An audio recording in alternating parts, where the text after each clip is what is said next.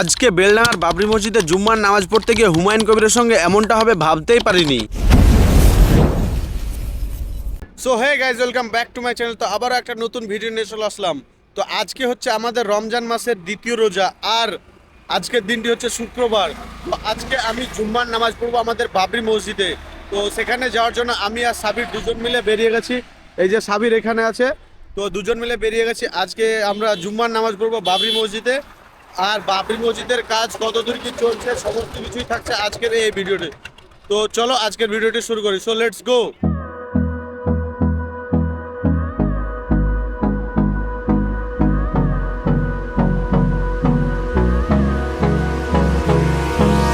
Hold me close till I get up. Time is barely on our side. তো guys, আমরা এখন বেলডাঙার বাবরি মসজিদের কাছে চলে এসেছি। তো এখানেই দেখতে পাচ্ছি অনেক বাইক, চার চাকা, টোটো সবকিছুই পার্কিং করে রাখা আছে। তাই আমাদের বাইকটাকেও এখানে পার্কিং করে রেখে দিলাম। তারপরে হাঁটতে হাঁটতে যাচ্ছি অজুখানার দিকে অজু করার জন্য।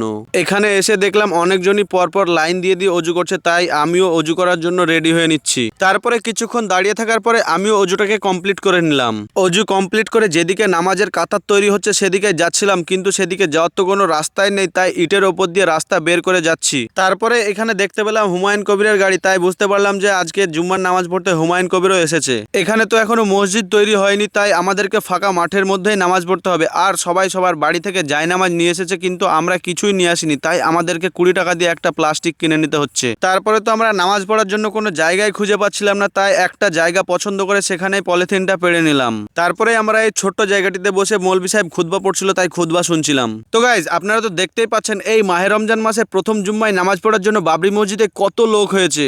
আর আপনারা তো এটাও দেখতে পাচ্ছেন যে প্রতিটা ইটের ফাঁকে ফাঁকে মানুষজন কত সুন্দরভাবে কাতার বেঁধে বসে আছে। তারপরে অনেকক্ষণ ধরে খুতবা শোনার পরে সবাই মিলে আমরা নামাজ পড়ার জন্য দাঁড়িয়ে গেলাম। নামাজ পড়তে পড়তে তো আমরা কোনো ভিডিওর ক্লিপ নিতে পারবো না, তাই ক্যামেরাটাকে একটা ইটের উপরে স্ট্যান্ড করে রেখে দিলাম।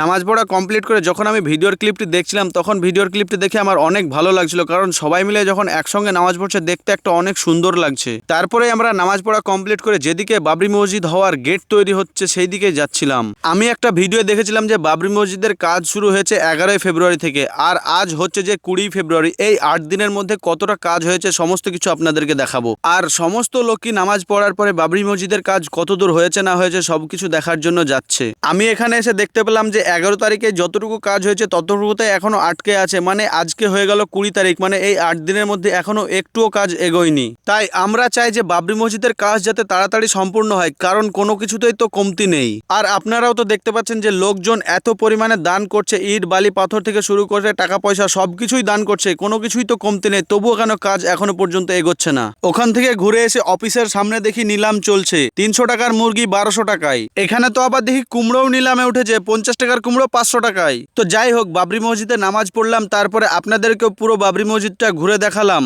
আর এখন যেহেতু রমজান মাস, তো এখন বেশিক্ষণ থাকলে আমাদের যেহেতু রোজা লেগে যাবে, সেই জন্য আমরা তাড়াতাড়ি বাড়ির জন্য বেরিয়ে গেলাম। আর বাবরি মসজিদে আসার সময় যেহেতু আমি বাইক চালিয়েছি, তাই বাড়ি যাওয়ার সময় সাবিরের বাইক চালানোর পালা। তো যাই হোক, আজকের ভিডিওটি এই পর্যন্তই। কেমন হয়েছে অবশ্যই আপনারা কমেন্ট করে জানাবেন। তো দেখা হচ্ছে আবার নেক্সট ভিডিওতে। The storms we chase are leading us, and love is all we'll ever trust. Yeah.